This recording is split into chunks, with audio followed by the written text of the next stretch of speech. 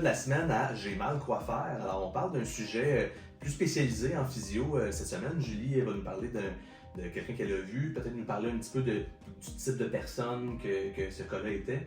En fait, c'est une jeune maman qui a accouché, ça fait 8 semaines, donc qui vient consulter en clinique pour des petites fuites urinaires post-accouchement et aussi de la douleur surtout lors de la tentative de la reprise des relations sexuelles.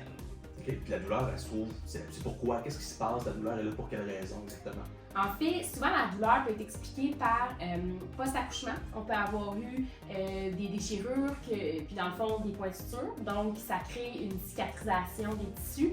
Donc, la cicatrice, quand à la relation vient être étirée, peut à ce moment-là provoquer une douleur. OK. Donc là, si on a des petites fuites urinaires, puis de la douleur. Si on commence avec les petites fuites urinaires, à quel moment, puis c'est quoi les trucs qu'on peut faire pour essayer d'éviter puis d'améliorer cette situation-là?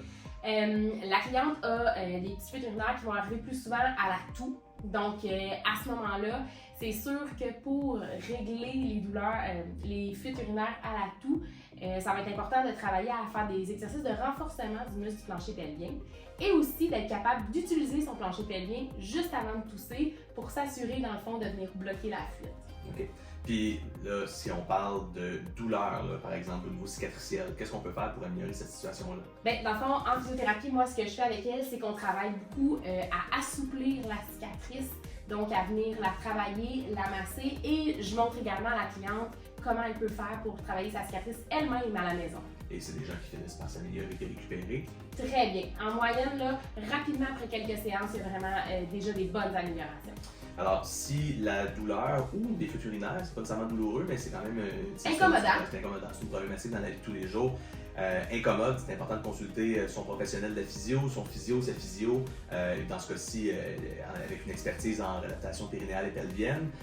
Surtout s'il faut prendre de la médication, Tylenol, Advil à cause de la douleur, à ce moment-là, ben, c'est important de consulter. Évidemment, nous, on donne des conseils par rapport à un cas particulier. C'est peut-être pas le cas de tout le monde, évidemment, donc c'est important de consulter à ce moment-là pour avoir une approche spécifique à son problème. Merci, Julie. Ça fait plaisir!